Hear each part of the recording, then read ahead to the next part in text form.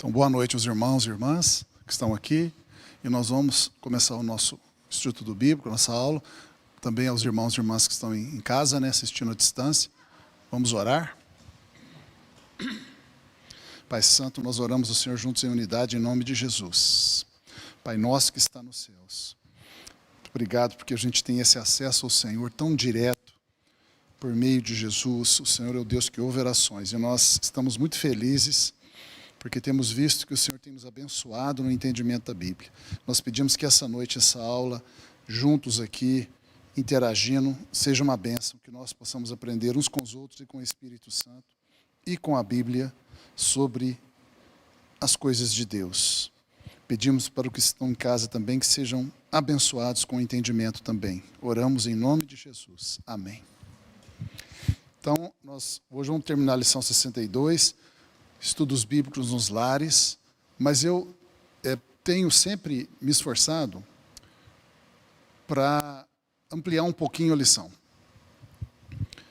e compartilhar algumas coisas também. Quando eu fiz o mestrado, o meu orientador de mestrado lá em Campinas, na Unicamp, chamava-se Armando Mário Infante, professor Armando Mário Infante. Vocês estão ouvindo? Está dando para ouvir? Baixo, né? Pediu o Edésio para aumentar depois. Ele saiu, ele está falando no telefone. Mas o professor Armando, lá da Unicamp, ele falava assim: mais importante do que o que você aprende é com quem você aprende. E eu tenho a minha experiência, é verdade. Conteúdos são importantes, a gente aprender conteúdo das coisas, né? Mas é mais importante as pessoas com as quais você interage, professor e colegas, sobre o assunto. Isso é uma verdade impressionante. E eu tenho me esforçado aqui para passar para vocês um modo como eu mesmo lido com o entendimento bíblico. E é assim que a gente se ensina uns aos outros, mais do que o conteúdo em si, mas também a gente passa a nossa maneira de abordar o assunto, de ver o assunto, de enfocar o assunto. E isso costuma ser melhor do que o conteúdo. Durante toda a minha vida escolar, até hoje, se eu tiver que fazer um curso, eu presto muita atenção como a pessoa que está dando o curso, que está dando a aula, aborda o assunto. A abordagem costuma ser melhor que o conteúdo, porque conteúdo hoje você pega na internet, você pega em livro. Então, o conteúdo não é algo assim tão raro. Mas a abordagem, como a pessoa começa a entrar no assunto, que ângulo que ela olha, como é que ela pensa para resolver um problema ali dentro, isso é mais rico do que o conteúdo. Por isso que o professor Armando Infante falava isso, Marcelo. Mais importante do que o que você aprende, é com quem você aprende. E isso é verdade. Então, eu vou começar falando com vocês um modo como eu faço para me motivar, para me animar, para servir a Deus. Nós estamos falando aqui de culto nos lares, É um processo de evangelização, de discipulado. Então, esse assunto aqui, estudos bíblicos nos lares, na verdade, não é bem culto, estudos bíblicos nos lares, que pode ser até um culto. A gente só faz isso se a gente estiver desejoso de levar o evangelho às pessoas e discipular pessoas. E como é que a gente se anima na grande comissão? O nosso irmão William um dia trouxe uma palavra aqui domingo de manhã sobre a grande comissão ser um estilo de vida. Então, como que a gente se motiva para a grande comissão? Porque a grande comissão, que é evangelizar, ajudar as pessoas a afirmarem-se na fé, discipular as pessoas,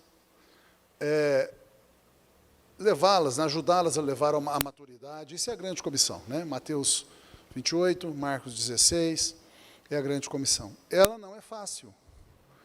Ela vai contra o nosso conforto.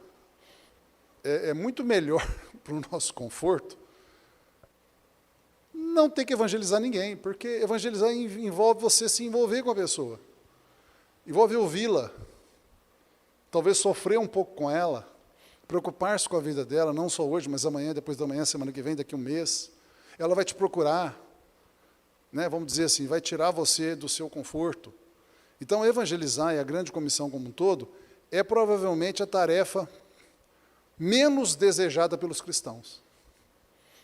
Os cristãos não vão reclamar muito de falar de oração. Não, tem que orar mesmo, é verdade. Mesmo estudar a Bíblia, que não está em primeiro lugar nos planos dos cristãos, mas mesmo estudar a Bíblia, a gente admite, não, eu vou ler alguns versículos, se possível todo dia, vou fazer uma devocional, pelo menos de vez em quando, tem que ler a Bíblia. Mas a hora que você fala, vamos fazer a grande comissão, é mais difícil. Provavelmente está no último lugar das listas dos interesses dos cristãos, por causa do desconforto que causa. Então, a gente tem que se motivar para isso. E eu vou mostrar para vocês aqui uma motivação que eu tenho. Bom, tem a motivação de obediência, meramente, né? Lá em Marcos 16, 15 e 16, Jesus diz: Ide por todo o mundo e pregai o evangelho a toda criatura, quem crer e for batizado será salvo, quem porém não crer será condenado. É uma ordem. Então eu posso me motivar dizendo o seguinte: Jesus é o meu Senhor e eu vou obedecê-lo. Vai me causar desconforto, vai me exigir um esforço, mas eu vou obedecer a Jesus. Bom, é uma ótima motivação. Mas eu vou falar de uma outra motivação. Está aqui em Mateus 28, 18 a 20, a gente conhece esse outro texto. Jesus se aproximou dos seus discípulos e disse: Toda autoridade me foi dada no céu e na terra. Ide, portanto, fazei discípulos de todas as nações, batizando-os em nome do Pai, do Filho e do Espírito Santo, ensinando-os a guardar todas as coisas que eu vos tenho ordenado. Até aí é praticamente o que está escrito em Marcos. Algumas palavras a mais, mas é o que está escrito em Marcos. Agora observa o finzinho desse versículo. E eis que eu estou convosco todos os dias até a consumação do século. Isso não está em Marcos, só está aqui em Mateus. E eu fui vendo grego, porque eu achei muito curioso Jesus falar isso, porque ele não precisava falar isso. Ele só precisava dizer: vão lá e preguem o evangelho, façam discípulos e pronto. Podia parar um pouquinho antes. Por que ele completou dizendo: e eis que estou convosco todos os dias até a consumação do século? Parece até uma afirmação deslocada de posição. Parece que ela não tem nada a ver, essa palavra aí, depois que ele dá uma ordem de evangelização. Para que isso aí? Para que falar que está conosco? Ele podia falar que está conosco quando ele falou que era a videira verdadeira, eu sou a videira verdadeira, e vós sois os ramos. Aí podia falar isso aí: eu estou com vocês todos os dias. Ou quando ele falou sobre amai-vos uns aos outros. Ele podia ter falado lá, mas ele falou aqui.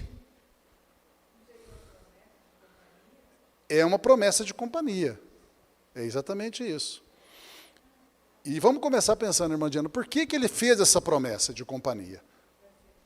Para incentivar a grande comissão. Lógico, é isso mesmo, raciocínio perfeito. Aí eu fui no grego, eu gosto muito quando eu tenho um versículo que eu estou um pouco confuso, eu vou na concordância de Strong, que está na internet hoje, acho que eu já passei para você, se você quiser, passa um zap para a secretaria, eu vou deixar com o Beto lá. Você entra pela internet, você vai na concordância de Strong. A concordância de Strong todos os versículos da Bíblia, você acha todos os versículos da Bíblia, é uma chave bíblica também, você digita lá assim: eu quero todos os versículos da Bíblia que tem a palavra amor, todos. Ele acha todos, mostra todos para você lá, mostra o versículo inteiro, não é só o endereço, não. Essa é uma utilidade. Uma outra utilidade que eu uso mais, eu uso as duas, é o seguinte: como é que está essa palavra no original? Ele tem um recurso lá que ele abre para você o original, te mostra o hebraico, te mostra o grego, só que está em inglês ainda, não foi traduzido para português. Mas eu uso o tradutor do Google, faço um Ctrl+C, Ctrl+V, jogo para o tradutor, eu estou lendo em português, né? Hoje você não precisa se preocupar mais com o inglês. Você usa o tradutor do Google é excelente, ele traduz perfeito.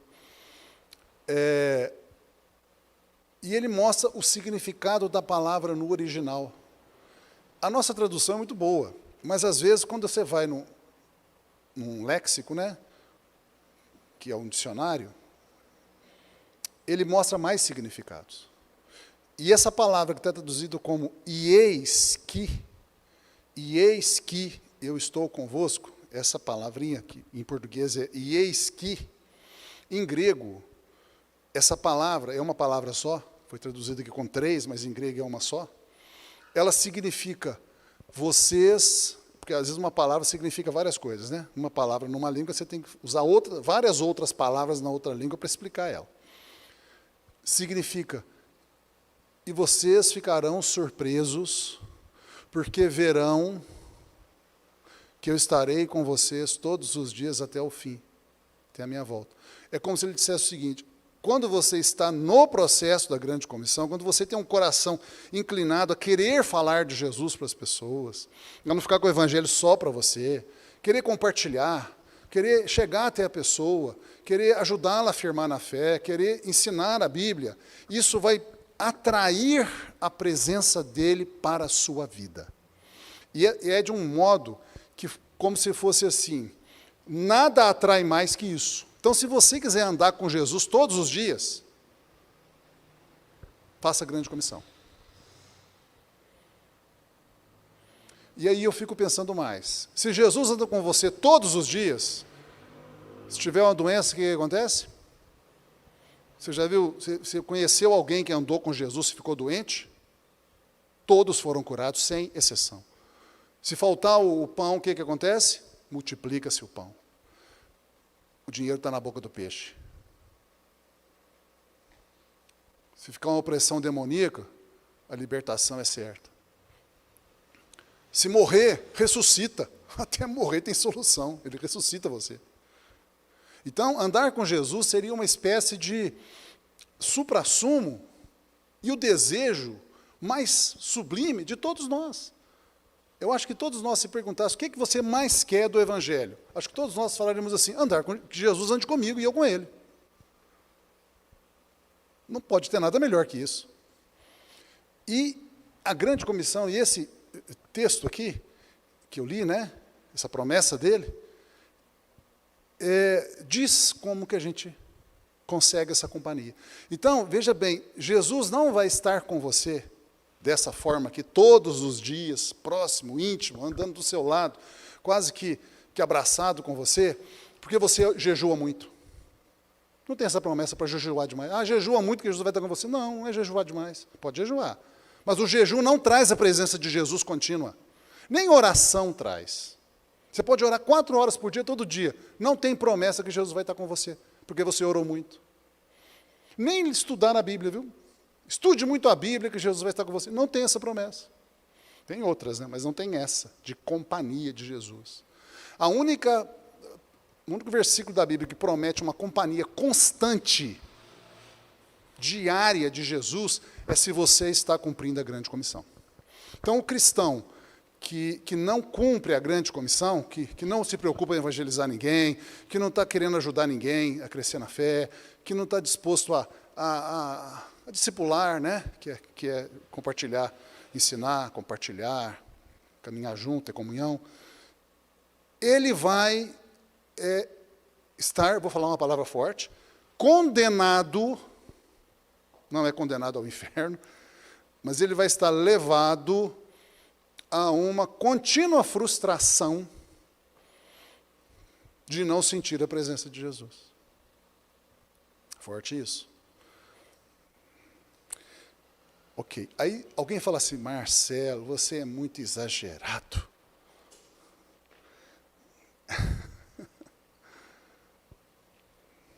Eu acho que não é assim, não. Aí eu vou falar uma coisa com vocês aqui. Isso aqui eu ouvi uma vez. Eu repeti aqui, escrevi no quadro do jeito que eu ouvi.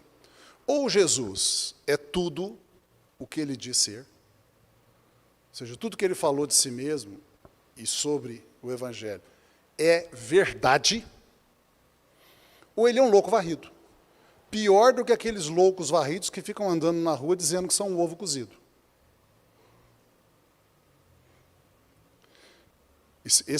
Quem falou isso aqui usou essa expressão para realçar essa de cima, né? Essa comparação, chamando que se Jesus não for o que ele diz ser, ele é um louco varrido, pior que aquele que diz que é um ovo cozido. Quer dizer, ele fez essa brincadeira que é para falar: olha, presta atenção no que está escrito aqui. Jesus é tudo o que ele diz ser. Em outras palavras, tudo que Jesus falou é do jeito que ele falou. E se ele está dizendo aqui, nesse caso aqui, em todos os casos, tudo que ele falou, inclusive aqui, que ele vai estar conosco todos os dias até o fim do mundo, até a volta dele, ele vai estar conosco todos os dias até a volta dele. Não é uma força de expressão. Entendeu isso? Não é uma força de expressão.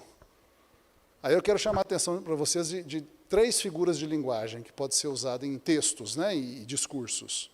Fábulas, hipérboles e parábolas. O que é uma fábula? Uma fábula é uma comparação, a pessoa faz uma comparação de uma situação com outra, é impossível. Aquilo não pode acontecer. Tem as fábulas de Esopo, né, que hoje nem se fala muito delas. Por exemplo, a cigarra e a formiga. Vocês já ouviram essa história da cigarra e da formiga? Que a cigarra estava lá tocando o violão dela, cantando, e a formiga trabalhando, juntando para o inverno, e a cigarra zombando da formiga. Você fica trabalhando aí, eu fico aqui gozando a vida e tal. Aí chegou o inverno, a formiga tinha comida em estoque, e a cigarra não, morreu de fome. É uma fábula, uma historinha, com E, né, uma historinha, inventada para mostrar um fundo verdadeiro, né, uma moral verdadeira. Olha, seja trabalhador para você não passar fome, né? Mas pode existir uma cigarra tocando violão, cantando, e uma formiga conversando com a cigarra? Não pode existir. Por isso que é uma comparação impossível. Ela não é, ou seja, em outra palavra, é uma mentira. Fábula é uma mentira, mas é uma mentira aceitável, porque é uma mentira que te conduz a uma verdade. Então, a gente aceita. A Bíblia tem fábula. No Novo Testamento não tem, não, mas no Velho tem. A fábula de Jotão. Vocês lembram da fábula de Jotão? Que as árvores queriam escolher um rei, então as árvores se sentaram para conversar e começaram: Carvalho, seja o nosso rei. O Carvalho disse: não, eu estou muito ocupado, eu não posso, deixa para outro momento, agora não é o momento da minha vida de ser rei das árvores. Aí chamou a outra árvore lá, que eu me esqueci o nome, chamou umas 2 ou 3 árvores, cada uma se esquivou. Aí o espinheiro chegou e falou: eu vou ser o rei de vocês. Tal, e o pessoal aceitou, e o espinheiro foi o rei das árvores, e o espinheiro espinhou as árvores tudo, e maltratou as árvores. E essa parábola de Jotão foi contada para falar que Israel estava escolhendo um mau rei. Né? Os que poderiam ser bons reis rejeitaram a missão, e um rei ruim, eu não lembro se foi sobre Saul, essa parábola aplicava sobre Saul.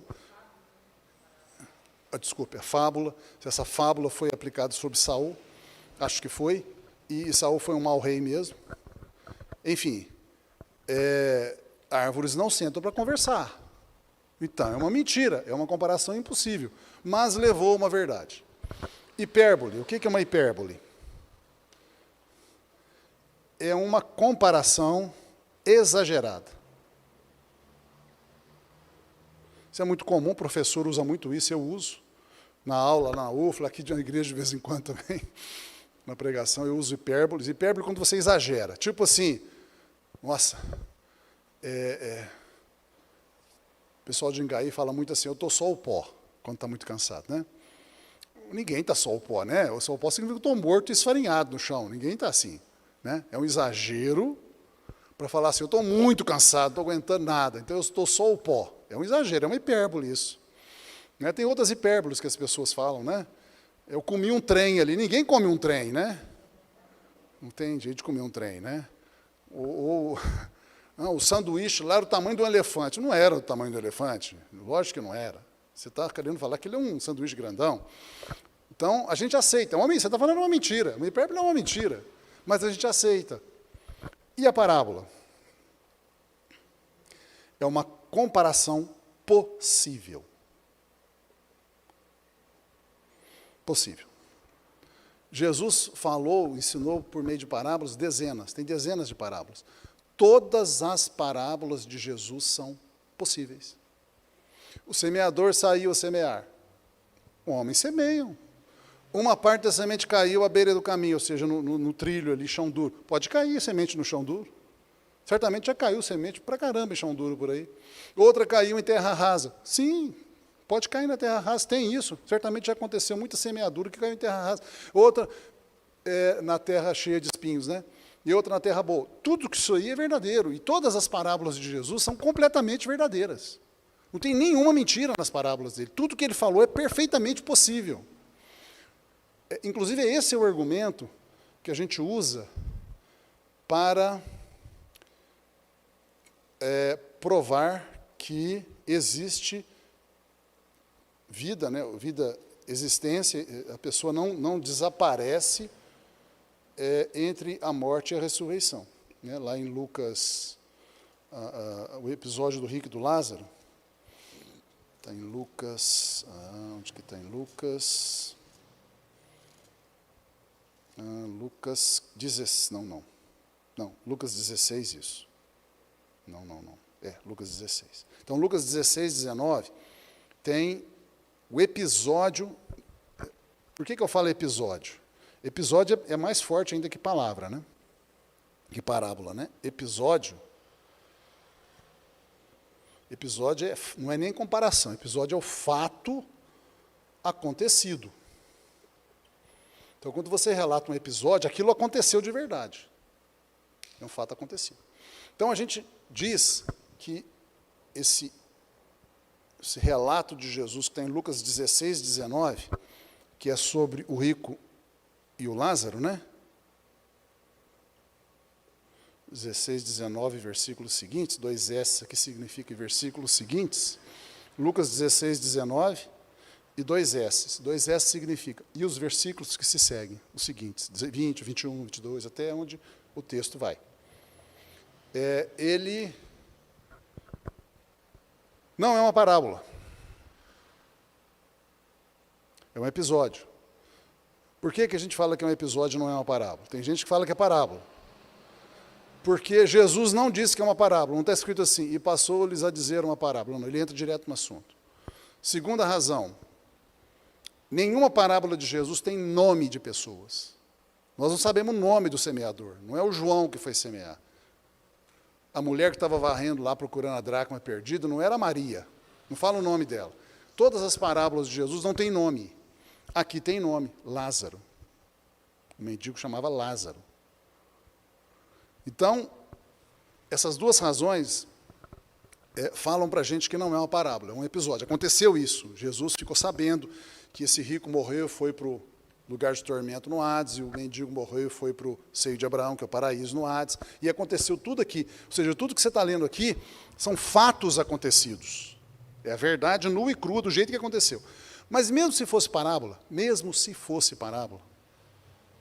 vamos supor que não, eu acho que é parábola, porque está junto com outras parábolas. Você vê que antes tem a parábola do administrador infiel, deixa eu ver se tem alguma depois.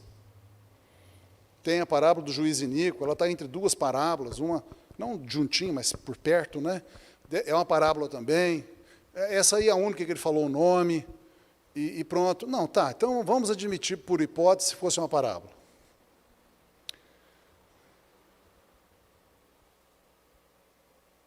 Como a parábola é uma comparação possível, ou seja, isso aqui é possível, não é impossível.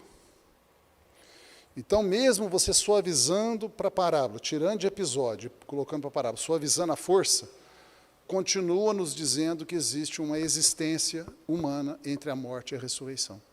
Porque se não for assim, Jesus mentiu. Ele nos contou uma mentira. Por que eu estou falando isso? Porque tudo que Jesus falou, ou é verdade como fato acontecido, ou é uma comparação que pode acontecer e acontece. Ou seja, Jesus nunca falou fábula nem hipérbole. Jesus só falava esses dois, ou ensino direto. E isso é lógico. Como é que alguém que diz, eu sou o caminho, a verdade e a vida, vai exagerar ou falar algo que não pode acontecer? A verdade pode exagerar, porque o exagero não é verdade. Ninguém come um sanduíche do tamanho de um elefante. Isso é mentira. Como é que a verdade vai falar uma mentira? Mesmo que seja autorizada socialmente, literariamente. Como é que a verdade vai falar algo que não pode acontecer, portanto é mentira também? Então é lógico que Jesus só poderia ter usado esses dois recursos aqui. Eu estou construindo toda essa ideia, eu estou aqui colocando um vidro transparente na minha mente, tá? Estou mostrando para vocês como é que eu penso. É assim que eu penso para me convencer das coisas. Então, o que eu quero dizer? Tudo que Jesus falou é absolutamente verdadeiro. Nós estamos diante de um homem que nunca mentiu em nada. Cada letra do que ele falou é a verdade. Alguém diz, não, mas quando ele falou que se você tiver fé do tamanho de um grão de mostarda, você vai dizer esse monte, arranca-te daí e lança-te no mar, e ele te obedecerá. Isso é uma hipérbole, Jesus exagerou. Ninguém consegue chegar para um monte, né, uma colina, arranca-te daí, colina, e pula no mar. Isso é mentira. Como se mentira? Jesus deu o tempo, tem que ser em 2 segundos, 1 segundo e meio. Hoje nem precisa de fé para isso, né? Basta ter bastante dinheiro, você contrata um monte de retroescavadeira e caminhão, você tira a colina de qualquer lugar e joga em qualquer mar. Não precisa nem de fé para isso. Naquele tempo não tinha retroescavadeira nem caminhão, então precisava de fé, né? E qual fé? A juntar um monte de gente com pai e carrinho, vai lá desmontando aquele monte. Pronto. Isso é fé também. Ou seja, Jesus não mentiu, não é um exagero. E o que eu estou querendo chegar? De volta, mais ainda, na grande comissão. Estou falando para as irmãs e para os irmãos aqui. Se você quiser ter um outro nível de vida, espiritual, pessoal, não perca a oportunidade de cumprir a grande comissão. Não deixa passar. Pode ser que você evangelize uma pessoa por ano, não tem problema. Entregue balinha com versículo bíblico, que seja isso.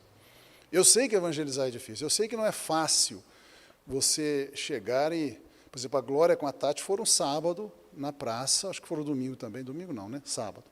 Acho que vão voltar sábado que vem, a Glória vai fantasiada de uma boneca, eu acho, de melancia, porque ela usa as cores da melancia para pregar o evangelho, né? E vai lá e dá a cara a tapa, né? É um esforço. A grande comissão é um esforço. A Nilma queria ir, não pôde. Eu já falei, sábado que vem, se você quiser ir, pode ir, bem. Tem criatividade. Esse é um modo, né? Ir na praça e aborda as pessoas. Aí nem todo mundo tem esse jeito. Eu não estou dizendo que nós temos que fazer. Todo mundo tem que fazer do mesmo jeito. Cada um tem o seu modo. E Deus abre para nós uma oportunidade para o nosso jeito. Né? Uma pessoa que chega para você e você vê que Deus trouxe ele ali para você pregar para ele. Isso acontece. Você vê que Deus pôs aquela pessoa para você pregar.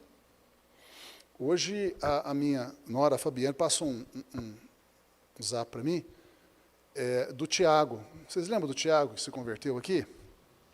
Tiago, ele está hoje, acho que lá no Rio Grande do Sul.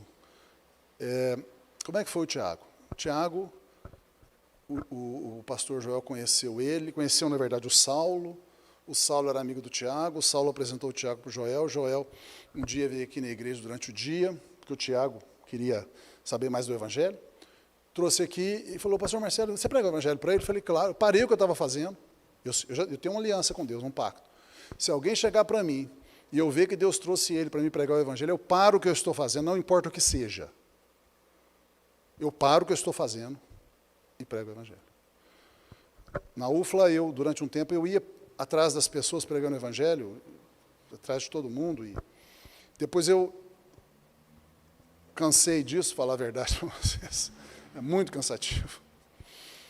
E falei, Senhor, eu vou mudar agora eu vou fazer o seguinte, toda pessoa que o Senhor quiser que eu evangelize, e o Senhor trouxer para mim, eu vou dar a máxima atenção, vou parar o que eu estou fazendo, vou pregar o Evangelho pelo tempo que for preciso, com o melhor coração, brilhando os olhos, com o melhor que eu sei, eu vou fazer isso.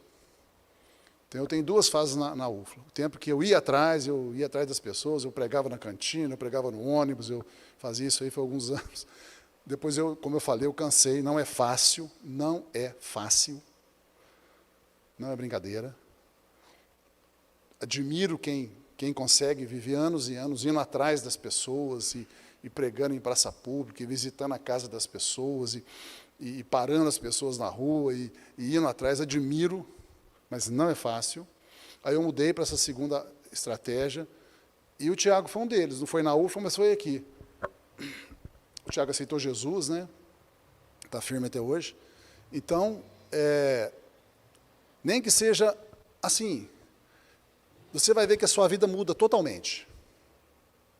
A vida espiritual muda totalmente. Eu falo isso porque quando você tem uma coisa muito boa, um tesouro que você descobriu, você quer compartilhar. Você nunca fica frio na fé. A grande comissão tem um poder de fazer você ficar sempre quente na fé. Sempre quente. Eu vejo tantas pessoas na igreja esfriando na fé, desanimando, acostumando com a fé. Eu falo, o segredo, um dos segredos, né, estudar a Bíblia também, a gente viu nas estatísticas ontem, um contínuo estudo bíblico faz também ânimo na fé. Inclusive aumenta em perto de 250% a vontade de evangelizar. Ler a Bíblia regularmente aumenta a vontade de evangelizar em 250% aproximadamente. E de discipular, mais de 400%. Tem uma correlação. Então, estudar a Bíblia regularmente e cumprir a grande comissão. Não é só evangelizar. A gente cumpre a grande comissão dentro da igreja também. Por exemplo, chega um visitante. Ali um visitante, primeira vez. Aí termina o culto, o que eu faço? Eu vou conversar com o Edésio, que é o meu chapa. Irmão Edésio, vamos conversar aqui. Nós conversamos todo final do culto, vamos conversar também. E o visitante está lá, sozinho. Grande comissão, eu não conversar com o Edésio. Eu converso com o meu irmão Edésio quantas vezes for preciso, em outros momentos. Depois do culto, não, eu vou lá conversar com o visitante. Eu estou cumprindo a grande comissão. Eu estou fortalecendo a fé, talvez até evangelizando. Então, existem várias maneiras. Agora, voltando à lição. O estudo bíblico nos lares é uma das maneiras de nós cumprirmos a grande comissão. Tem um amigo meu, chamado Márcio, ele é professor na Universidade Estadual do Paraná, lá na cidade de Cascavel. Fui visitá-lo um dia. O Márcio, ele era meu colega na UFLA. E a gente estava trabalhando junto e eu falei, quero evangelizar o Márcio. Márcio Vilas Boas. Eu quero evangelizar o Márcio, como é que eu faço? Às vezes não tem jeito de você entrar no assunto de Jesus, ali no trabalho. Ele era meu co-orientado de mestrado. Ele era orientado do professor Marciano, no mestrado, e eu era o co-orientador dele, e a gente conversava só de assuntos técnicos e tal, e eu não achava meio de entrar no assunto de Jesus lá na UFLA com ele. Aí me deu uma ideia, eu vou fazer um estudo bíblico em casa, eu vou convidar o Márcio. Márcio, estou fazendo um estudo bíblico em casa, vai lá estudar a Bíblia com a gente. Eu fiz exatamente isso aqui que a lição está fazendo. E ele foi. Ele foi gentil, acho que ele estava, estavam trabalhando junto, ele foi. E ele se converteu nos estudos bíblicos.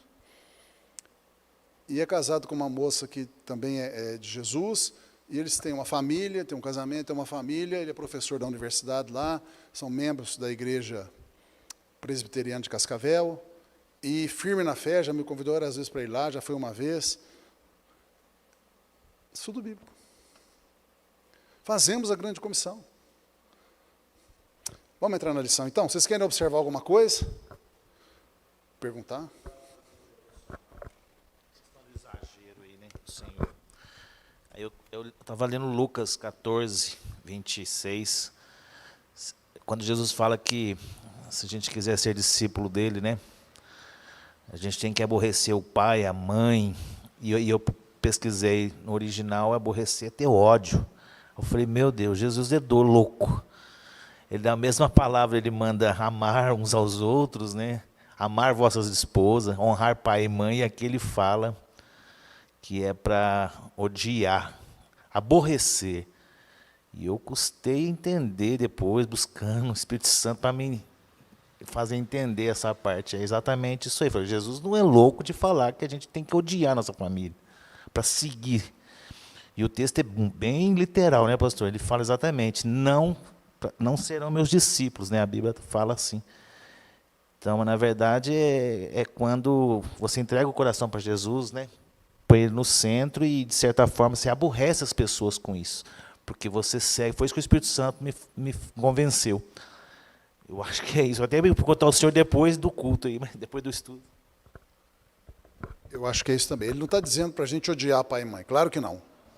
Ele está dizendo o seguinte: se seu pai e sua mãe te impedem de ser cristão, de obedecer a Deus, de seguir o Evangelho, você não pode amar seu pai e sua mãe mais do que o Evangelho, mais do que eu. Se você, para me seguir, tem que romper com seu pai e com sua mãe, rompa com seu pai e com sua mãe para me seguir. É isso que ele está dizendo. E isto é assim mesmo. Isso é assim mesmo. É. Sim. Sim. E sabe por que eu acho que Jesus falou isso, meu irmão William? Não é porque ele quer que a gente alimente o ódio, ou ira, ou mágoa dos pais, não. É porque é a única maneira de nós darmos a chance aos nossos pais deles se converterem de verdade. Porque a hora que o pai e a mãe vê que você ama Jesus mais do que, não vou dizer mais do que eles, é assim também, mas eu vou dizer o seguinte, que Jesus para você é mais importante do que aquele jogo familiar, porque as famílias têm jogos emocionais. Alguns são sadios e outros são doentios, né? As famílias que têm jogos emocionais doentios, quando uma pessoa sai do jogo emocional doentio, o resto da família quer trazer você de volta. Não, você não pode sair da nossa doença aqui, ué. Você tem que ficar doente junto com a gente. A hora que você fala, não, eu saio, eu não vou viver mais essa doença. Isso.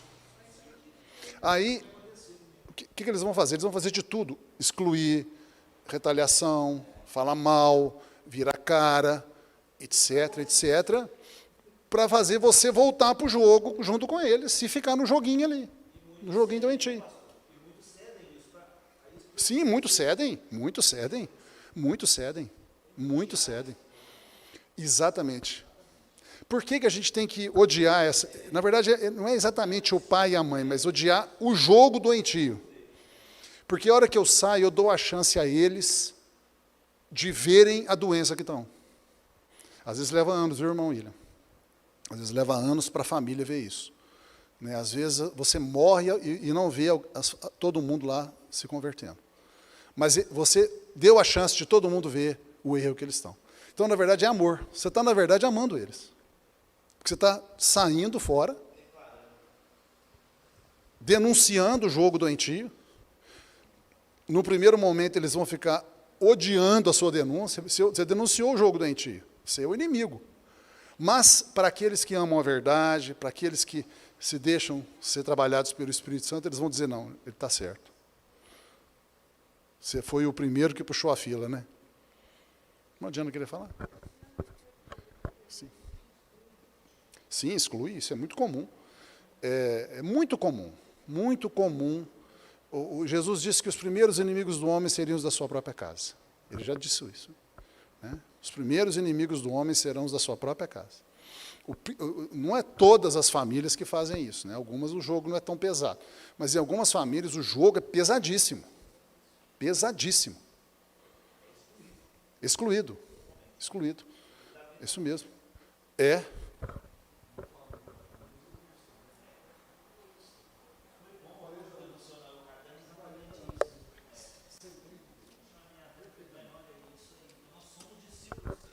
O pessoal de casa desculpa porque fica gravado, né? Então eu não quis falar algumas coisas aqui.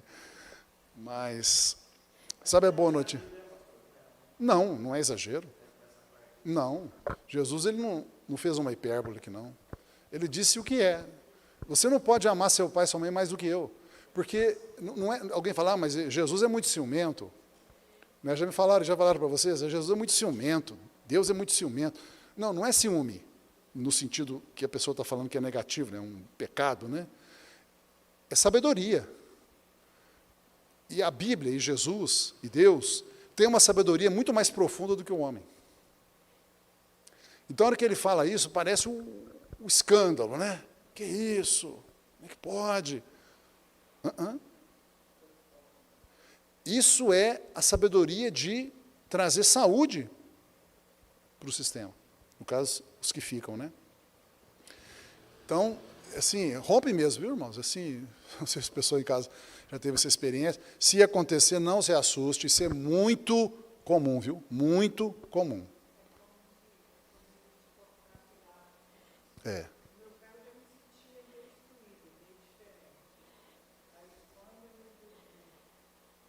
seguir mesmo.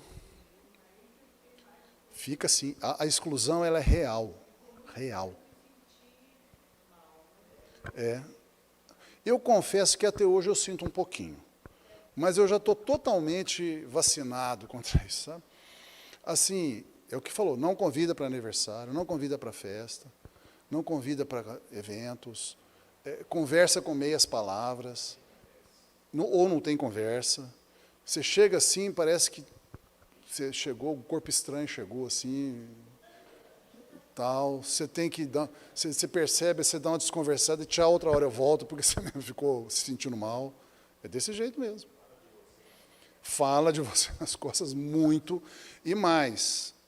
Frequentemente faz coisas contra você para te prejudicar. Mas não é possível, família faz isso. Família faz isso. Conspira contra você. Toma coisa de você. Deserda você.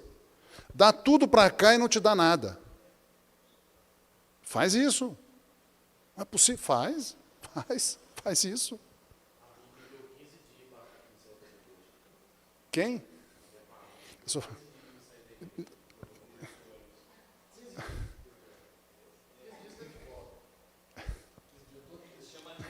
Esses 15 dias já virou anos, né? De filho pródigo. É o inverso disso, né? Olha, o que eu faço é assim. Como eu falei, eu falo assim, eu penso assim.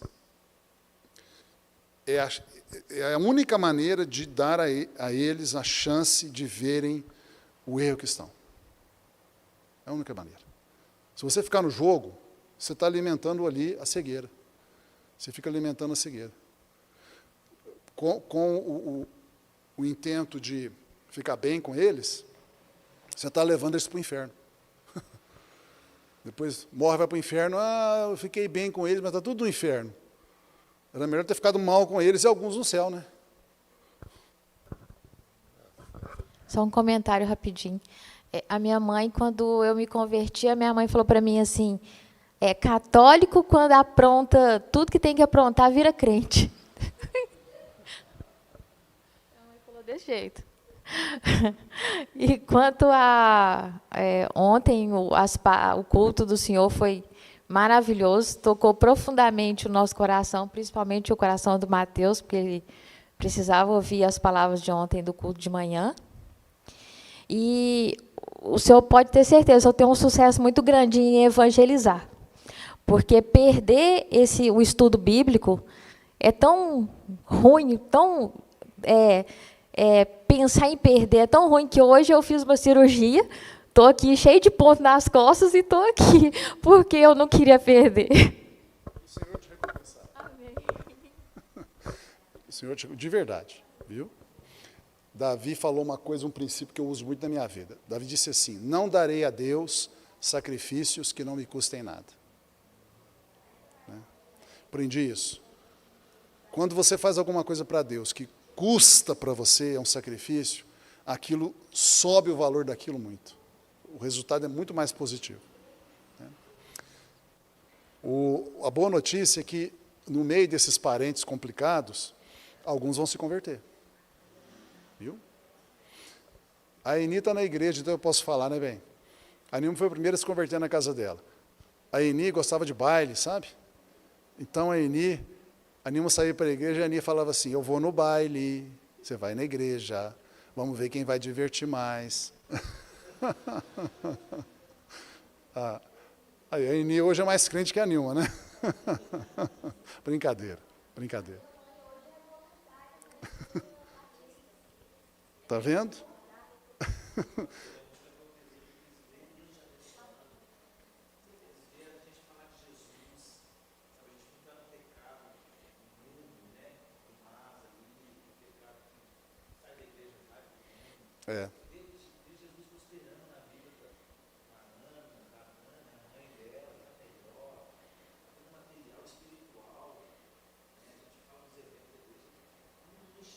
Não.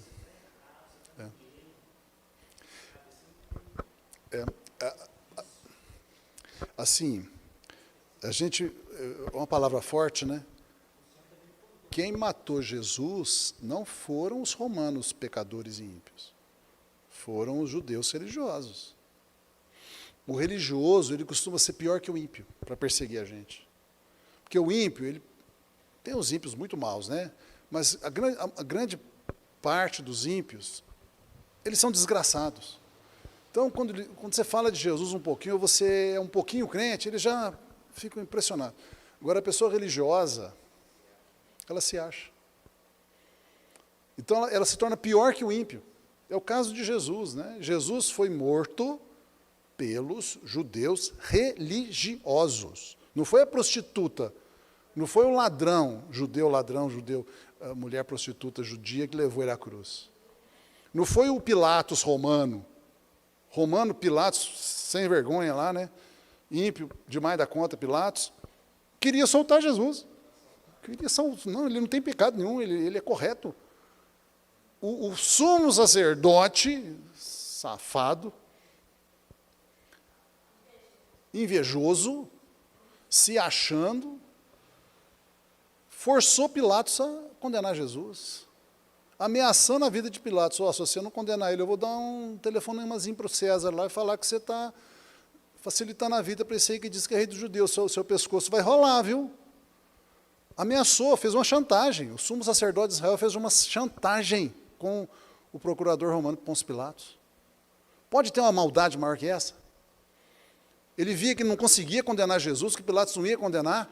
Ele chantageou o governador, né, romano, de certa forma, tinha a função de governador, Pôncio Pilatos. Chantageou. Você percebe? Por isso que tem pessoas, né? A gente está falando aí dessa questão de decepção. Tem pessoas que estão profundamente decepcionadas com o Evangelho, né? Toda hora eu ouço. Essa semana mesmo que passou, uma pessoa me falou que foi Eni, contando para mim no final de semana que tem um casal que participou com a gente aqui no passado, e eles mudaram de cidade, eles trabalhavam aqui numa empresa de transportes aqui, ele era o gerente da empresa de transportes aqui, e eles congregaram com a gente aqui um tempo. Aí eles mudaram de cidade, a empresa transferiu ele para outra cidade, lá ele foi numa outra igreja na outra cidade, e lá o pastor foi sem vergonha, tal, fez umas coisas erradas lá. Eles estão decepcionados, não quer saber de igreja nenhuma, a Eni vai falar com eles sobre igreja, volta para a igreja, eles xingam, quer saber de igreja? Não. Quer saber de crente? Não. Não presta, tudo hipócrita. O religioso é pior. É assim. Mas não somos nós, amém? Nós somos pecadores, mas nós somos humildes. Nós reconhecemos que nós erramos, nós buscamos a Deus, nós não nos achamos, né, os melhores do mundo, não. A gente precisa de Jesus mesmo. Como eu falei ontem, uma pessoa, um pouco tempo atrás, ela não falou assim para mim, lá da UFLA, vocês crentes, né, vocês precisam dessa muleta chamada Deus. Zombando de mim. O cara se acha, né? Eu não perguntei, mas ele deve ser ou ateu ou agnóstico, um dos dois. Vocês crentes precisam dessa muleta chamada Deus. Depois falou, mas vocês são fracos, por isso que vocês precisam de ficar se apoiando em religião. Eu sou mesmo. Eu preciso dessa muleta chamada Deus, que é uma excelente muleta, que me segura, não me deixa cair. E eu sou fraco mesmo, preciso dele mesmo, me apego a ele mesmo. Sim, e ajuda a levantar, é verdade. Pela boca do ímpio, sem saber, está falando uma grande verdade. Só que ele está no chão caído, não vai se levantar, né? Quiçá ele tivesse essa muleta também, né? A humildade para falar, eu preciso dessa muleta também para mim erguer. Fica lá, caído lá. Não nos achamos. Nós não nos achamos. Nós precisamos de Jesus. Nós somos fracos, nós somos pecadores, nós não damos conta. A cruz é uma realidade para nós. A cruz é para nós. Nós amamos a cruz. Mas aqui, a nossa lição, eu vou fazer só algumas perguntas aqui, né, com relação a estudo bíblico nos lares. Então, começa aqui na lição 62, falando que tem pessoas que não conseguem pregar para muita gente. Então, aqui o autor da lição fala o seguinte, olha, uma maneira de você pregar e cumprir a grande comissão, que não é para grandes grupos, é pequenos grupos. Na época que era o Márcio, era eu, você, o Márcio e o Hiro, né? O Hiro, né? Quando o Márcio ia lá em casa, era o Hiro também, não era? Às vezes era só eu, você e o Márcio, né? Tinha ali com a Margarida também, né? A gente fez um pequeno grupo lá em casa, né? Eu com a Nilma, o Márcio, a Eni, a Margarida, e eu acho que o Riro também participava nessa época, o Riro. Então, era 5 ou 6 pessoas, e a gente fazia um cafezinho, tinha uma bolachinha lá, conversava sobre a Bíblia, como amigos, exatamente isso aqui. E eu digo até mais, quando a gente começa com pequenos grupos, você pode chegar a grandes grupos. Eu falo para o pessoal assim, você quer ser um bom pregador assim, para uma igreja grande? Muita gente, né? Grande não, muita gente, público, né? Começa evangelizando individualmente. Começa ensinando uma pessoa. Começa com pequeno. É ótimo começar com pequeno. Porque quando você começa com pequeno, você consegue ficar no muito, né? Foste fiel no pouco, sobre o muito te colocarei. É o princípio de Deus. Pregar para a esposa vale, ué. Para o espelho. Para o espelho. Para o filho. Você está matando 2 coelhinhos com uma cajadada só. Que deve entrar. Ainda está evangelizando. Oi.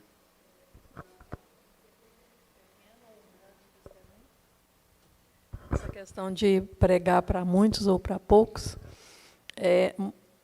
na época que o Marcelo era professor, né, existia a Luz Exal, né? Foi um grupo de oração que se começou lá com o Marcelo. Então, tinha vezes, né, que o Marcelo fazia os estudos para mim, para o Riel e para o Reuel. Muitas e muitas vezes, né, a gente saía aqui de casa para ir fazer o grupo de oração, o estudo bíblico, ali na UFLA, na antiga Exal. Muitas vezes o Marcelo pregava para mim, para o Riel e para o Reuel. Então, a gente orava, a gente começava, né, pedir a Deus assim, que Deus levasse para a gente pregar para mais pessoas. Então, tinha dia que parecia 15, 20, 30, eu, Riel, Reuel. E chegou até um ponto que a UFLA abriu lá, né, um evento, e nós fomos lá e nós pregamos para mais de 400 alunos. Lembra, Marcelo? Lá nós teve uma apresentação lá na UFLA, não sei se foi alguma comemoração que teve lá, e eu creio assim, que Deus honra a gente, né? Não despreza os pequenos começos, porque o Marcelo pregava para mim, para o Riel, para o Reuel, para mim, para o Riel, para o Reuel. E muitas vezes, e nós chegamos a esse ponto de, um dia, né, assim, Deus nos honrar. Acho que tinha mais de 400, né, Marcelo? Mais de 400 pessoas que nós, né, levamos a palavra de Deus. Fizemos uma apresentação, né, com louvor, que foi até na época do Joel, o pastor Joel, que alguns conhecem. Eu, Eni, o Marcelo. Acho que era o pastor Joel, Marcelo, eu e Eni. E nós fizemos lá uma ministração do louvor. Depois o Marcelo deu uma palavra para mais de 400 pessoas. Então, isso é muito importante, né? Os pequenos grupos. O que a Neuma está dizendo foi o seguinte. A gente começou lá fazendo reuniões, é isso aqui, ó, estudo bíblico nos lares, só que na Exal. Lá na sala de aula. A gente fazia isso durante a semana, normalmente era terça-feira, 5h30 da tarde, a gente ia para uma sala de aula, avisava para os colegas, né? A gente ia lá fazer estudo bíblico. Às vezes tinha violão, a gente cantava um louvor, se não tinha, não cantava. E foram assim esses 35 anos. Comecei em 83, fui até aposentar. Durante 35 anos fiz isso. E tinha dia que era só a Nilma, o Reuel. Tinha dia que tinha 4 pessoas, 2 pessoas, 1 pessoa, 6 pessoas, 10 pessoas, 1 pessoa, nenhuma pessoa. E eu tenho uma decisão, eu não paro. Para mim, tanto faz ter 1 pessoa ou 100, é a mesma coisa. Eu valorizo 1 por 1. E aí chegou um momento, durante alguns anos, que nós pedimos à reitoria, eu pedi à reitoria da UFLA, que me autorizasse a evangelizar o Brejão. Brejão é alojamento. Na época era só masculino, né? Hoje é misto. E nós começamos a evangelizar o Brejão, fazendo cafés da manhã. Nós íamos para lá 5 horas da manhã, 4h30, 5 horas da manhã, a gente levava pão, Nescau, leite, café, banana, e oferecia um café da manhã gratuito para todos os 250 rapazes que moravam no Brejão. E ali, enquanto eles estavam tomando café, a gente apresentava um louvor, pregava o evangelho. E nós fizemos isso aí uns 5, 6 anos, assim. Depois disso, isso pegou muito bem lá na universidade, começou a ficar o comentário, o pessoal começou a gostar. Eu fui pedir para o reitor para a gente fazer a recepção dos calouros. Todo semestre entram centenas de novos estudantes na UFA. E o reitor me autorizou. Aí pessoas me ajudaram, e nós fazíamos um culto e pregávamos o evangelho para todos os, dava 500, 600, novos estudantes, no salão de convenções. Nós ficávamos quase a manhã toda com eles, pregando o evangelho mesmo, pregando como se fosse uma igreja, pregando, dando a oportunidade para eles repetirem a oração aceitando Jesus, entregavam o Novo Testamento de Gideões. Para a glória de Deus, isso nunca aconteceu na Exal. Desde que ela foi fundada em 1908, nunca os estudantes, os calouros, né, os novos estudantes, tiveram uma evangelização ao entrar na universidade. Eu mesmo ficava impressionado. Falei, meu Deus, será que isso está acontecendo mesmo? Sabe quando você belisca assim? Esse negócio está acontecendo mesmo? Isso, inclusive, eu acho que não existe universidade nenhuma no Brasil. Acho que nunca existiu universidade nenhuma. Pois bem, depois foi desautorizado, depois de um tempo. Hoje, inclusive, você não pode nem distribuir os Novos Testamentos lá mais. Mas durante aí, não sei quanto tempo foi, mais uns 5, 6 anos, a gente evangelizava todos os estudantes que entravam na UFA. A recepção de calouros tinha um dia que era entregue os calouros todos na nossa mão. E começou, o Canima falou, começou pequenininho. É uma grande verdade isso, a gente não pode desistir. Não despreze o dia dos pequenos começos. Se você é fiel no pouco, Deus te coloca sobre o muito mesmo.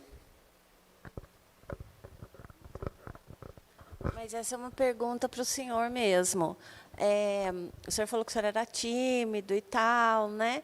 Mas quando que, tipo assim, deu um clique, caiu a ficha, ou acendeu a luz, ou, né? Porque eu acho que todo mundo tem assim aquele primeiro dia, primeiro momento que você não esquece mais, né? Falou, não, eu vou falar, e quando você vê o trem está dando certo, e que você nem acredita, né? Quando a gente se coloca assim, não deu certo.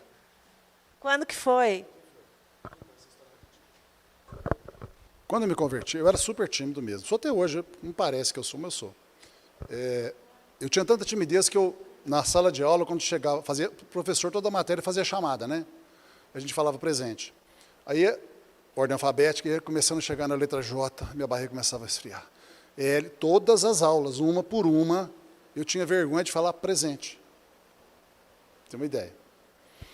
Aí, né, eu tinha tanta timidez que quando eu entrei na Exal, tinha cantina lá, eu não passava no passeio da cantina de timidez das pessoas, eu passava no outro lado da avenida, do lado de lá, longe de timidez. Quando eu me converti, eu tive muita vontade de compartilhar o evangelho. Eu falei, é maravilhoso demais, eu tenho que anunciar isso para as pessoas. As pessoas não podem ficar sem saber de Jesus. Mas a timidez lutava contra.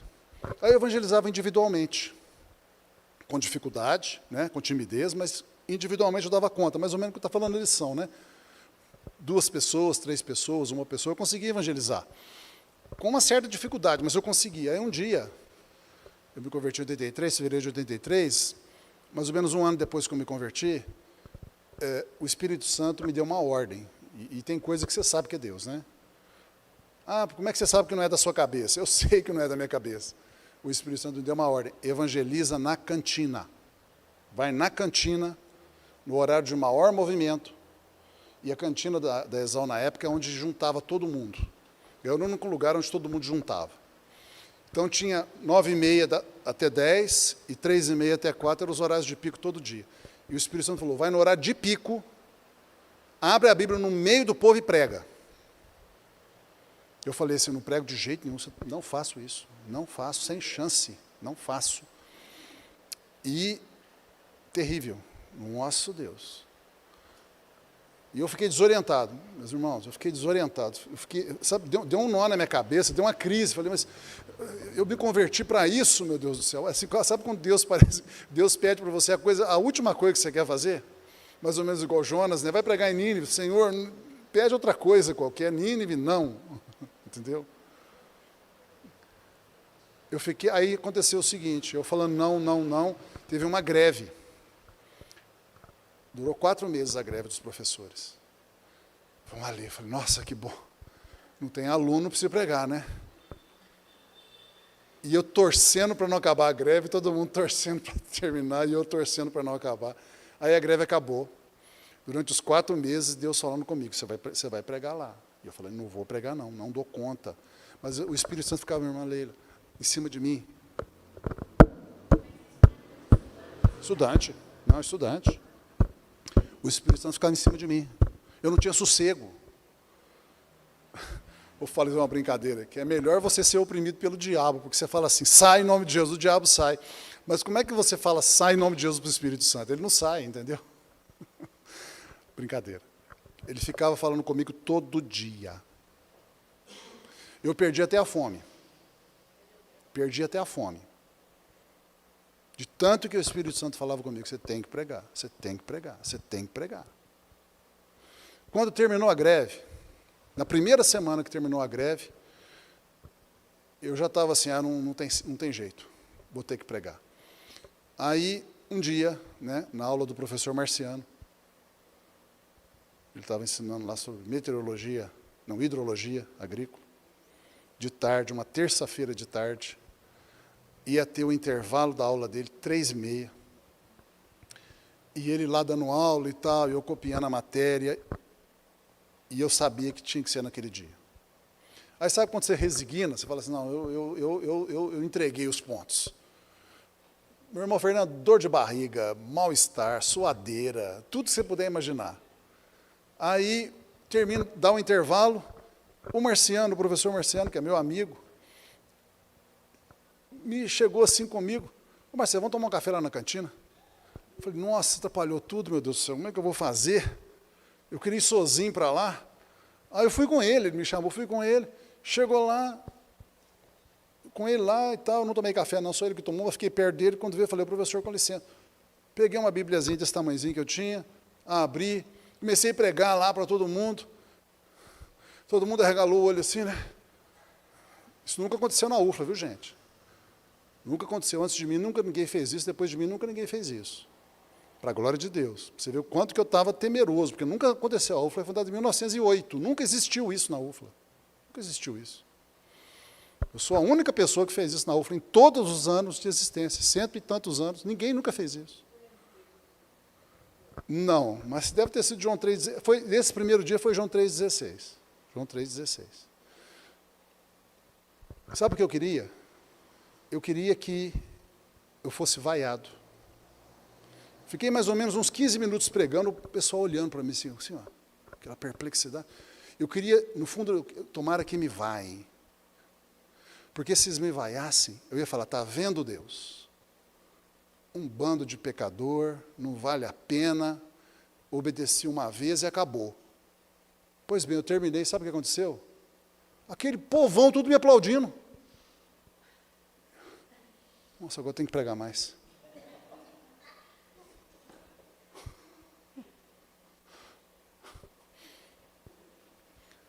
E preguei umas 20 vezes. Aí começou a correr a notícia na UFLA, né? Até poucos anos atrás eu tinha o apelido de padre. O pessoal começou a falar assim, é um absurdo isso, é fanático, ficou doido. Um professor muito querido meu, muito amigo, ele falou, o Marcelo ficou doido, perdemos ele. Ficou louco, perdemos ele. Aí um outro falou assim, não, nós vamos fazer o seguinte, nós vamos arrumar uma sala aí grande, vamos pôr ele lá, e quem quiser ouvir ele vai lá. Porque esse negócio de pregar na cantina não está bom, não. Aconteceu um monte de coisa. Só que aconteceu uma coisa assim, muito impressionante. Porque eu obedeci, eu comecei a sentir uma mudança em mim. Quando eu estava pregando, vou contar uma coisa engraçada, tá? Quando eu estava pregando, até eu começar a pregar, eu ficava tremendo. Teve um dia que as minhas pernas balançavam tanto que eu tive que segurar elas, porque ficava assim, ó, desse jeito assim, ó. Mas a hora que eu começava a pregar, sumia tudo. E minha testa parece que crescia, parece que ela ficava dessa altura, assim, desse tamanho, assim, ó. Desse jeito. Eu falei assim, nossa, que coisa. E me dava uma unção, assim, sabe, uma valentia. E eu pregava, e nessa época começou a ter truco lá, eu tinha que ir de mesa em mesa, pedindo para parar de falar, 6, ladrão, truco, porque eles ficavam gritando, tinha de pregar, né? O Saulo, que era o dono da cantina, começou a me ajudar, ele punha a música ambiente alta ali para o pessoal, quando eu começava a pregar, ele abaixava. E assim, umas 20 vezes eu fiz isso. Aí o Espírito Santo falou, aliviou a tensão, não falou não, ele parou de me exigir. É como se ele falasse, tá bom, já fez o que eu queria. Fique em paz, tranquilo, não precisa mais não. E depois que eu fiz isso, eu vou falar uma coisa aqui que a Nilma não gosta muito que eu fale, não, bem, mas eu vou falar porque eu quero contar o testemunho todo. Depois que eu fiz isso, eu fui uma vez na cantina, não para pregar, eu fui lá, comprei cartolina na papelaria branca, peguei pincel atômico assim, ó, e fiz uns 5 ou 6 cartolinas com versículos bíblicos, pedi o pintor da UFLA emprestado aqueles escadões compridos, fui com essas cartolinas, durex, com escadão lá na cantina, na frente de todo mundo, tinha umas vigas assim, bem altas, né, que ninguém conseguia subir para arrancar, preguei lá em cima esses versículos bíblicos tudo, como se fosse o fim. Eu estava lá em cima pregando lá, aquelas cartolinas com durex, o Espírito Santo falou no meu ouvido assim, porque você me obedeceu, eu te darei um futuro maravilhoso nesse lugar. E se cumpriu exatamente isso que ele falou. A UFLA é um lugar que eu amo. Minha vida lá foi total sucesso em todas as áreas possíveis e imagináveis. Minha vida é bem sucedida lá. Ganhei um monte de gente para Jesus. Né? Tem umas pessoas lá que não gostam de mim, não, porque eu sou crente, tá? Porque eu sou crente. Viu, irmão William? Crente não é brincadeiras. Quando você é crente, tem umas pessoas que te odeiam de graça. Tem um pessoalzinho lá que eu sei que não gosta de mim, mas ninguém me pisa lá. Um professor universitário pode trabalhar em ensino, pesquisa, extensão e administração da universidade. Trabalhei nas 4 áreas. Os alunos, né? Os estudantes queriam ser meus alunos. Eu tinha até um problema, que alguns colegas ficavam meio com inveja, porque os estudantes queriam saber que turma eu ia dar aula para se matricular nela. Eu dava excelentes aulas para a glória de Deus, eu preocupava com o aluno, sempre preocupei. Atendi, o aluno parou na minha porta, eu atendi. Um monte de professor não está nem aí para aluno, né? Eu atendi, um por um. Tratava todos como ser humano, como pessoas dignas. E todas as outras áreas. Então, se cumpriu exatamente o que o Espírito Santo falou. Eu digo assim pelo seguinte, sabe o que eu vejo? Deus precisa de uma legalidade para te abençoar. Então, talvez Deus mandou eu pregar o Evangelho muito mais por causa de mim do que dos outros. Tem pessoas que se convertem. Depois eu fiquei sabendo de anos depois, a pessoa falou, me converti, porque aquela pregação sua lá e tal, me converti, viu? Você estava lá um dia tomando café, você começou a pregar lá, eu fiquei impressionado com aquilo. Teve frutos isso. Mas eu acho que foi muito mais para mim. Deus queria me abençoar.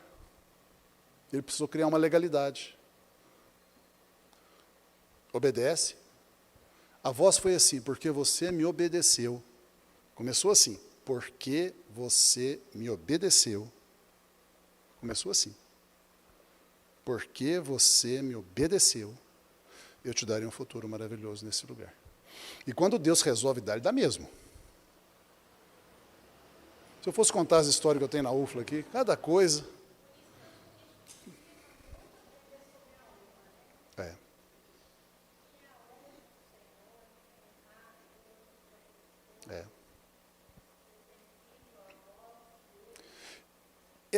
Essa ordem de Jesus, do Espírito Santo, foi para mim, especificamente, pregar na cantina. Mas essas ordens que a gente lê na Bíblia são da mesma espécie. Por exemplo, a grande comissão é uma ordem. para todos nós. Se eu obedecer essa ordem da grande comissão, é a mesma coisa que eu obedecer uma ordem particular do Espírito Santo, é a mesma coisa, é o mesmo Deus falando. Então, quando Jesus fala, pratique a grande comissão, porque você vai ter uma bênção especial da minha presença, é verdade, vai acontecer. Uma coisa que eu tenho observado em Deus, assim, quando você obedece mandamento, Ele te abençoa. Ele faz o que for preciso para te abençoar. Eu fico falando, as pessoas que não obedecem mandamento estão perdendo demais. Estão sofrendo de graça. Porque se obedecer os mandamentos de Deus, Ele te abençoa. E ninguém consegue impedir, o diabo não consegue, o homem não consegue, o governo não consegue, ninguém consegue impedir. Quando Deus decide, Ele faz. É assim que é. Né? Vou falar sobre honrar pai e mãe. Eu falo para meus filhos assim, meus filhos, nunca existiu uma ordem que meu pai e minha mãe me dessem que eu não tenha obedecido. Ah, é mentira, isso não é verdade, você está brincando, você está falando mentira. Nunca existiu uma ordem, uma só, que o meu pai e minha mãe me dessem que eu não tenha obedecido. Até hoje, eles não me dão ordem mais, eles fazem pedidos. Até hoje, os pedidos que eles me fazem, eu atendo. Quando eu era menor, era ordem, eu fazia. Honra, obedeça teu pai, tua mãe, para que tenhas longa vida e vá bem sobre a terra. Já falei para ela que eu vou viver uns 100 anos, por causa dessa promessa. Então, assim, é obedecer mandamento. Deus falou, faça. Faça porque dá certo. A gente move a mão de Deus na obediência. Bom, vamos voltar aqui para a lição. A lição vai falar de versículos da Bíblia, mostrando que Jesus ensinava as pessoas em pequenos grupos também. E eu vou só pegar algumas questões, se vocês quiserem também levantar alguma aqui, né? Alguma questão que vocês querem falar. Eu selecionei algumas aqui, não vai dar tempo da gente falar todas, então eu vou escolher aqui. Sim.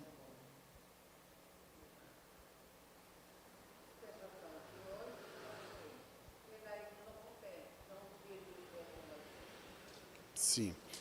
Tem que obedecer a Deus para ter descanso mesmo. É verdade. O fardo de Jesus, quando ele fala que nós temos que tomar o fardo dele para encontrar descanso para nossas almas, o fardo é a obediência a ele. O fardo de Jesus é leve. Os mandamentos de Jesus são leves, né? A Bíblia fala que os mandamentos de Deus não são penosos, né? Não é difícil obedecer o mandamento de Deus. E traduz em descanso. O Salmo 19 diz assim, a lei do Senhor é perfeita e conserta a alma. A lei do Senhor são os mandamentos. Quando a gente obedece os mandamentos de Deus, a nossa alma é consertada. A alma é sentimentos, pensamentos e vontade. Então os meus pensamentos são consertados, meus sentimentos são consertados e a minha vontade é consertada. Na obediência aos mandamentos. Então encontra descanso mesmo. E força. Então, aqui na lição, está falando para a gente preparar um ambiente bom para o estudo bíblico. Fala também para a gente deixar as pessoas participarem. E o autor da lição vai dizer o seguinte, ele fala aqui em 3 modos de perguntar que levam a um proveito do texto bíblico. Então, ele está dizendo basicamente o seguinte, faça na sua casa ou em outro lugar, um estudo bíblico, escolhe um texto, e quando você apresentar o texto, ler o texto, faça 3 tipos de pergunta. Perguntas de observação, que vamos dar um exemplo, né? Aquele texto que eu li ontem aqui, no 1 Coríntios. Irmãos, reparai, pois, na vossa vocação, visto que não foram chamados muitos sábios segundo a carne, nem muitos poderosos, nem muitos de nobre nascimento. Pelo contrário, Deus escolheu as coisas loucas do mundo para envergonhar os sábios, escolheu as coisas fracas do mundo para envergonhar as fortes, e Deus escolheu as coisas humildes do mundo e as desprezadas e aquelas que não são, para reduzir a nada as que são, a fim de que ninguém se vanglorie na presença de Deus. O que são perguntas de observação? É tipo assim, olha, vocês viram aqui que diz que Deus não chamou muitas pessoas segundo a carne, muitos sábios segundo a carne? Então, você já reparou que não tem muita gente na igreja que é com muita instrução, graus acadêmicos? Você reparou que não tem muito assim? Você está tentando explicar o texto. Você está tentando fazer perguntas para a pessoa entender o texto. A gente precisa fazer isso no estudo bíblico? Precisa fazer, porque o texto bíblico ele não é claro, a não ser que você tenha uma NVI, uma NVT, uma Bíblia Viva, na linguagem de hoje, mesmo assim, aqui é o meio da revista atualizada. Mesmo se for uma Bíblia com uma linguagem mais atual, às vezes você lê e as pessoas não entendem, não atinam para o que você está falando. Então, na hora que você faz uma pergunta, você reparou no texto aí, que está falando que não tem muita gente que é sábio segundo a carne na igreja? Então, aí você faz uma outra pergunta para ajudar ela a entender, como eu falei. Você percebeu que na igreja não tem muitos doutores da UFLA? Quantos a UFLA tem 850 professores? Hoje a UFLA tem 850 professores. Desses 850, quantos estão na igreja? Em todas as igrejas de Lavras? É capaz de não ter 100. Se for 100 é muito, não deve ter 100 não. Aqui a gente tem quem? Eu, o Wagner, o Teodorico, o Jefferson. Olha, eu estou esquecendo de alguém? Acho que tem mais um ou dois aí. Vamos pôr 6 pessoas. 850, aqui tem 6. Na presbiteriana, lá a primeira igreja presbiteriana, deve ter uns 7 ou 8. Na segunda deve ter 3 ou 4. Na assembleia, 5 ou 6. É capaz de não dar 50. 850 professores, a UFLA só contrata doutor, né? Não, os médicos não, tem alguns médicos lá que não têm doutorado. Tira os professores de medicina, o resto tudo é doutor. Mas o pessoal de medicina também é sábio, né? Segundo a carne. Então, 850. Não deve ter 50 na igreja em Lavras inteira. É o que está escrito aqui. Cadê os outros 800? Os outros 800.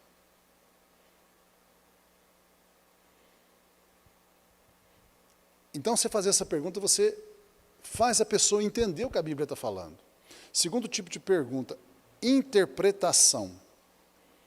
Essa que eu falei é mais também no meio do caminho, né? Ela é meio observação e meio interpretação, né? De certa forma, eu estou interpretando também quando eu falo isso. Mas vamos pegar uma mais própria de interpretação. Vamos pegar aqui o versículo 30 aqui. Mas vós sois dele, de Deus, em Cristo Jesus, o qual nos tornou da parte de Deus sabedoria, justiça, santificação e redenção, para que, como está escrito, aquele se glorie-se no Senhor. Então vamos interpretar aqui o versículo 30. Jesus se tornou da parte de Deus para nós sabedoria, justiça, santificação e redenção. Então a interpretação, olha, como é que Jesus se tornou para nós? 1 Coríntios 1,30 agora. 1 Coríntios 1,30. Mas vós sois dele, de Deus, em Cristo Jesus, o qual Cristo Jesus nos tornou, da parte de Deus, 4 coisas: sabedoria, justiça, santificação e redenção. Então vamos interpretar isso aqui. É um texto que tem que ser interpretado, senão as pessoas não entendem. Como é que Jesus se torna para nós essas 4 coisas? Vamos pegar por redenção aqui. Como é que Jesus se torna redenção para nós? Redenção é libertação. Libertação do pecado, libertação de Satanás, do poder de Satanás. Como é que Jesus se torna libertação para nós? Interpretação, isso. Eu vou ter que explicar para a pessoa, olha, quando você aceita Jesus, passa pelo batismo, o pecado perde o poder na sua vida. Antes você tinha fraqueza, você não conseguia ficar sem fumar, sem falar mentira. Agora, aceitando Jesus e passando pelo batismo, o Espírito Santo em você te faz ter força para você parar de falar mentira, parar de ter vício. Então, Jesus, a fé em Jesus, o batismo, ele dá para você essa bênção. Como é que Jesus se torna a nossa justiça? Eu estou interpretando, está vendo? Eu estou explicando aqui, interpretando. Jesus se torna nossa justiça porque Deus ele imputa a justiça de Cristo em nós, né? Ou seja, Jesus foi perfeito, não pecou, então é um homem justo, porque não pecou, mas porque nós cremos nele, existe aí um movimento espiritual, Deus pega a justiça que é de Cristo, ele é que é justo, a justiça é dele, e vou usar o termo bíblico, né? Imputa. Aí eu expliquei o que significa imputa. Imputa é o contrário de amputa. Amputar é tirar. Eu amputei o braço, eu tiro o meu braço. Imputar é o contrário disso. É colocar o que eu não tenho. Amputar é tirar o que eu tenho. Imputar é colocar o que eu não tenho. Então eu não tenho justiça. Então Deus pega a justiça de Cristo e imputa, põe na gente. A gente passa a ser justo, passa a ter a justiça dele. Isso aí pode ser comparado também com relação ao casamento, né? Jesus, como é o noivo, vou ter que usar a comparação. A mulher, ela não tem, casa com um homem que tem, né? Vamos supor que a mulher não tem bens nenhum. Ela casa com um homem que tem. Quando ela casa, os bens do homem é dela também. A comunicação dos bens do homem com a mulher. A mesma coisa acontece. Quando a gente se une a Cristo, é uma união tipo casamento. Tanto é que a gente é chamado noivo e esposa de Cristo, né? A igreja. Então, aquilo que é dele passa a ser nosso também. Então, é uma comunicação como uma comunicação no casamento. Sim.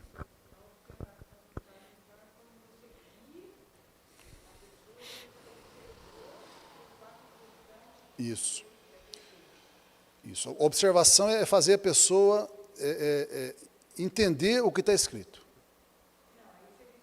Eu vou falar diferente. É chamar a atenção, né? Chamar a atenção das coisas que estão escritas. Por exemplo, olha, você percebeu.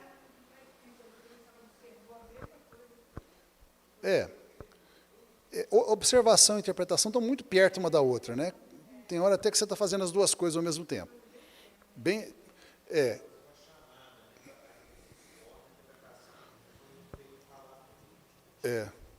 Observação, eu vou dar um exemplo de uma observação, bem claramente observação. Quando você está, por exemplo, falando sobre Jesus ressuscitando Lázaro lá. Aí você fala assim, você percebeu que Jesus chorou? Porque lá na ressurreição de Lázaro tem um versículo que fala que quando Jesus chegou lá, ele chorou. É uma das duas vezes na Bíblia que fala que Jesus chorou. Jesus só chorou duas vezes na Bíblia. Uma delas foi no velório de Lázaro. Você percebeu isso? Para quê? Para a pessoa, não tinha percebido não. Isso é uma observação, eu não estou interpretando nada, eu só estou chamando a atenção para o que está escrito, para não deixar passar despercebido nada. Agora, interpretar já é por que ele chorou, é uma interpretação. E, por fim, a aplicação. A gente faz pergunta, como que você pode aplicar isso na sua vida? Então, vamos voltar ao versículo de 1 Coríntios 1,30. Vamos falar aqui de redenção, então. Como é que você pode aplicar a redenção que você tem em Cristo num pecado? Né? A gente pode dar um exemplo, né, para não ficar ali expondo as pessoas, a gente pode criar um evento fictício. Vamos supor que uma pessoa tem o vício de cigarro, preso no vício do cigarro. Jesus te libertou. Como é que você vai aplicar isso no vício? Você não, a pessoa, né? No vício do cigarro. Ele vai orar a Deus, ele vai declarar que não é escravo do vício do cigarro mais, ele vai tomar uma posição, ele vai declarar que Jesus o libertou e ele vai abandonar. Aí cada um vai falar, né? Você vai falar também, que é a ideia de você fazer uma aplicação na vida das pessoas. Então, é interessante essas três perguntas. Você observa no sentido de fazer entender o que está escrito, assim, entender todas as partes, perceber o que está escrito. Segundo, entender, que é interpretar, né? O porquê daquilo está ali, o que significa aquilo. E terceiro, como é que você aplica isso na sua vida. Isso é bom até para o púlpito, né? Na verdade, isso é bom até para o pregador do púlpito. Até na evangelização também pode, né? Você pode aplicar isso o tempo todo. Toda vez que você for usar a Bíblia, esses 3 passos são interessantes. Deixar o texto claro, fazer a pessoa entender a mensagem e depois como é que aplica na vida. Né? Então, nós concluímos a lição 62. A parte mais importante, na minha opinião, é com relação a esses 3 passos aqui dessa lição. É a parte mais central. Aplicar isso para o sucesso do estudo bíblico. Tinha só mais uma coisa que eu queria comentar com vocês sobre estudo bíblico nos lares. Precisa ser para sempre? Vou fazer estudo bíblico na minha casa. Precisa ser para sempre? Não. Você pode fazer uma vez, pode fazer 2 vezes, pode fazer só 1 mês, pode fazer 2 meses, pode ser desenvolver um projeto. Não, eu tenho uma vizinha minha que se interessou pelo Evangelho e eu vou estudar as 4 leis espirituais com ela pela Bíblia. Então, eu vou fazer 4 encontros, 4 dias de estudo bíblico. O primeiro eu vou falar sobre o amor de Deus, fazer ela saber que Deus a ama, ler lá João 3,16, ler outros versículos da Bíblia que falam que Deus ama, para levantar a autoestima dela, para ela ficar, né, se sentindo bem, atraída por Deus. Segundo estudo, na semana seguinte, eu vou falar sobre o problema do pecado, que Deus nos ama, mas a gente se sente separado do amor de Deus porque a gente pecou e o pecado nos separou de Deus. Na terceira semana eu vou falar que Jesus é a cruz, e na cruz é a ponte para mim chegar até Deus, e na quarta semana a gente tem que aceitar Jesus. Eu posso fazer isso em 4 lições, eu posso fazer em 2. No primeiro estudo bíblico eu falo da lei número 1 e número 2. No segundo estudo eu faço da lei número 3 e número 4. Então, eu posso fazer um só, vou falar todas as 4 de uma vez só. Então, o tempo, o período, a frequência do estudo bíblico é você que decide. Não tem obrigação de ser para sempre. É o problema de célula, né? Que eu já salientei que a célula assusta as pessoas, porque a célula, no modelo que existe hoje, praticado no Brasil, aí, a ideia é que a pessoa fique fazendo célula para sempre. Aí ela fica, nossa, não vou nem começar então, porque se eu tenho que fazer para sempre, eu não vou dar conta, eu nem começo. Mas se a gente pensar que o pequeno grupo pode ser de um tempo finito, não tem mais esse peso. Agora eu posso fazer 1 mês com a minha vizinha, ficar com 1 mês ajudando ela. Ótimo. Depois eu vou parar, porque eu tenho outras coisas para fazer. Ótimo. Está cumprindo a grande comissão. Sabe, já ouviram falar que o ótimo é inimigo do bom? A gente muitas vezes não faz o bom porque quer fazer o ótimo, né? A gente pensa muito alto, né? Aí a gente não dá conta, aí você não faz nem um pouco. Às vezes é melhor fazer um pouco, não precisa fazer muito. Porque você já notou que a gente tem a tendência, se eu não consigo fazer muito, eu não faço nada. A gente não é assim? Se eu não consigo arrumar a minha casa inteirinha, eu não arrumo nada. Não, arruma o seu quarto aí, já está bom. Não, mas eu quero arrumar a minha casa inteirinha e tem que ficar um brinco. Como eu não consigo, eu não faço nada. Não, arruma o seu quarto e a cozinha e o banheiro, pronto. A sala, não sei onde. Deixa para depois, ou não arruma nunca, mas pelo menos o quarto, o banheiro e a cozinha está mais arrumadinho. A mesma coisa, se eu não consigo fazer estudos bíblicos toda semana, para o resto da vida, eu faço 1 dia de estudo bíblico com uma pessoa. O ano que vem eu faço mais 1, por que não? Estou falando de exemplos aí, né? O importante é, a gente faz o que pode. A gente faz o que pode. E o pouco que a gente fizer é muito. Você já imaginou se todos os cristãos fizessem um pouquinho? O Brasil, é dito que o Brasil tem 50 milhões de evangélicos, né? Vamos imaginar que todos são cristãos de verdade. Não é verdade não, mas vamos supor que seja. Se os 50 milhões de evangélicos do Brasil evangelizassem uma pessoa no ano, uma só, se metade não, 20% dessa uma pessoa que ele evangelizou se convertesse de verdade, 50 milhões e 20% é 10 milhões. No ano seguinte teria 60 milhões. No outro ano, 70. Em 5 anos é 100. Em 15 anos o Brasil estava ganhando para Jesus. Pronto. É interessante isso, cada um de nós fazendo um pouquinho. Da sua casa, limpíssima. Isso é uma grande verdade. Só a frente da casa. E capinasse ali aqueles matinhos que tem, e tirasse aquela areia que está lá 2 anos parada lá no passeio, jogasse, vendesse, levasse para outro lugar. A cidade estava bonitinha. Lá em Elicínia, né, onde o Riel serviu como militar, não sei como é que está hoje, mas lá, cidade feia, que foi o seguinte, a história lá é a seguinte, primeiro que o pessoal não pinta a casa lá, não sei porquê. Eles não pintam a casa. Você chega assim, a casa é de 1910, nunca foi pintada. Você imagina uma casa de 1910 que nunca foi pintada. Mas aí me disseram o seguinte, eu falei, mas por que todos, 50% dos passeios da cidade tem areia, brita, entulho, galho, não sei mais o que aconteceu com essa cidade, que um prefeito, há uns anos atrás, disse assim para todo mundo da cidade: tirem todos os entulhos da horta, ponham no passeio, que nós vamos passar com caminhões da prefeitura recolhendo tudo. O pessoal fez isso, tirou todos os entulhos da horta, pôs no passeio, e o caminhão da prefeitura não passou recolhendo tudo. E o pessoal deixou lá. Então você chega lá em Licínia, você está todo lado. Entulho no passeio, você tem que ir para a rua, porque está lá aquele entulho no passeio, já cresceu um mato no entulho, já está... Se todo mundo... Pode ficar bravo com a prefeitura, mas é a frente da casa dele, né? Não adianta ficar xingando o prefeito, é a frente da casa dele, ué. É só... Faz alguma coisa lá, e volta o entulho para o fundo da horta, então, né? Que seja. Vamos orar, né? Pai Santo, nós oramos ao Senhor em nome de Jesus, no fim desta lição, Senhor, pedindo que o Espírito Santo aplique aos nossos corações tudo isso, fale conosco, nos ensine. E nós pedimos em especial que o Senhor nos revele mais sobre a grande comissão e sobre esse tema de fazermos um pouquinho, de estudarmos a Bíblia com pessoas para levá-las a Cristo pela palavra, pela Bíblia.